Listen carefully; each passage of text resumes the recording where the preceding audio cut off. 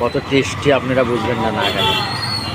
এই যে এখন লাল খাচ্ছি, কেন খাচ্ছি? ডাক্তারের কাছে গেলাম অ্যালার্জি বেশি। ডাক্তার বলতেছে তোমার তরল জাতীয় যে কোনো জিনিস তুমি যদি খেতে চাও তাহলে পাইপ দিয়ে খাওয়া লাগে, ঠোঁটের সাথে উঠে গেলে অ্যালার্জির চাপ বেশি দেবে।